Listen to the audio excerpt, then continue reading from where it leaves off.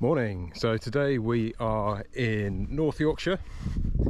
It is my birthday, so we are going to go for a run. We were planning on doing it yesterday, but the rain was so bad we couldn't do it. And I know what you're thinking, I do look amazing for 70. You see, that's what a good diet does for you. So in true organised style, I forgot my shorts, and as a child of the 80s I will be running in my pants all the way into Whitby, which should be entertaining if nothing else. But hopefully the weather will stay dry today. It shouldn't be too massive, I don't think, but it may be one of the last long ones we do before Adrian. Hey, hope you're doing well. So how did you celebrate your 44th birthday? I went for a 50k run in North Yorkshire. What could be better, right? Well, feel free to leave a comment below. As I mentioned, the plan wasn't really to run on my birthday. We'd actually planned on getting the run out of the way the day before, but the weather was pretty rough and it didn't seem too appealing to go out there in the rain. So we basically sacked it off, which unfortunately only left my birthday to get the run out of the way.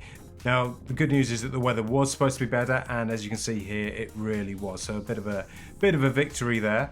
As I mentioned in the last video, I've been winding down my distances since our last 50k. Basically only doing one 5-miler at pace midweek. That way kind of keeps me fresh, but it didn't leave me much option to sack off this run. Also, at the end of the day, it's a different part of the country with some fresh scenery. Always makes a huge difference. And that's one of the big appeals of actually being able to cover long distances, is that it's a bit like hiking. You just cover the ground a lot faster. And with that in mind, we've kind of embracing that hiking culture because it is my birthday. Instead of just beasting ourselves, we're going to be breaking up the run. Basically, we did 15 miles into Whitby, had some lunch, grab a pint or two, and then run 15 miles back. Now, to make it a little bit more interesting as well, we're taking two separate paths. We're taking the Cinder Track, which we're running on here, into Whitby. And basically this is just, as you can tell, another form of train line. And then coming back out from Whitby, we're going to be going along the coast on the Cleveland Way. Now, unfortunately, it didn't go quite as according to plan in Whitby. The place was heaving at the end of the day. It was a very sunny Sunday afternoon, so food was a bit of a problem. Beer, on the other hand, not such a problem, which is always a winner. So we managed to get in a couple of pints before we had to think about stumbling back. Somewhere along this route, however, I did manage to get a tick on the back of my knee, which is not the best, but it doesn't appear to have done me any long-term damage.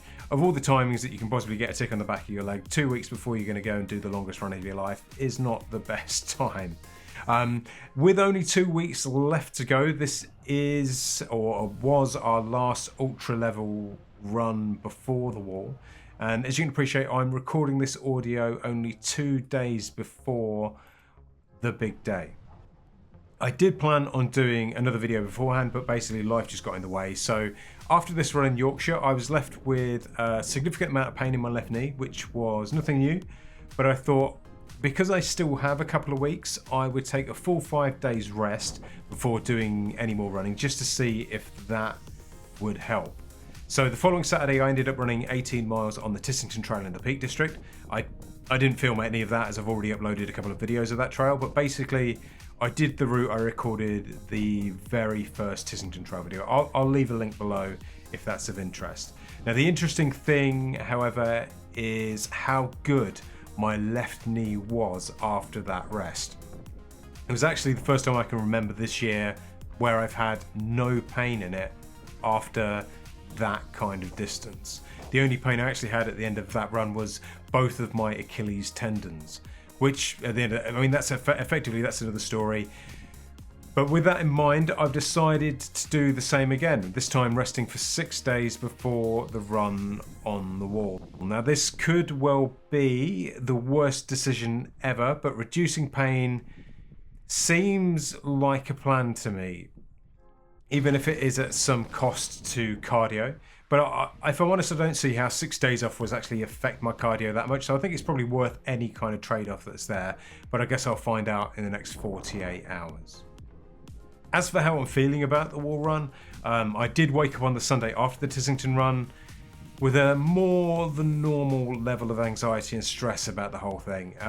Basically, I woke up with the realization that this time next week, I'd already have run more than 30 miles. And basically, my concern comes down twofold. It is both the distance and the amount of time I'm going to be spending on my feet. And I think I've said it before, the way I like to work these things out is basically just break it down to make it a bit more mentally acceptable. For example, a marathon to me is only 2 10-mile runs and a 10k.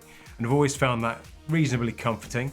That way, anyway you cut it, after 10k or 6 miles, you only have 2 10 miles to go, or after 2 10-mile runs, you've only got 10k to go.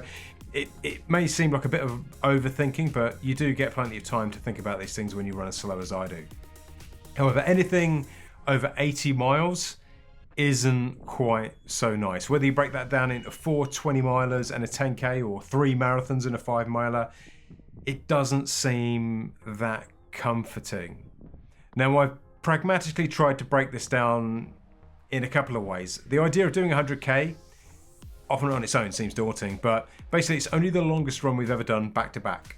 And we've done 100k in the past on less training, so I'll be honest, I'm fairly confident at the idea of doing 100k. Last time we did it, it took us around about 17 hours, which again seems to fit in well with the times that we're working with now. But I was quite broken at the end of that, and I certainly wasn't feeling the need to then start a marathon. And that's the unknown fear. It's that additional 7 hours or 26.2 miles. And on top of that, all day through the Sunday, I was basically thinking all the time we would be, oh, at this time next week, I'll be at this point. And that can be quite daunting.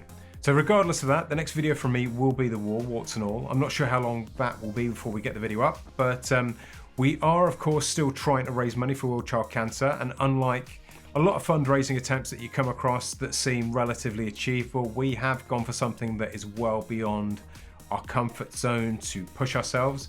So if you can spare anything towards the cause, it will be appreciated. And of course, a big thank you to anyone who's already donated. So until next time, which will hopefully be the wall video, please wish us luck. And until then, goodbye for now.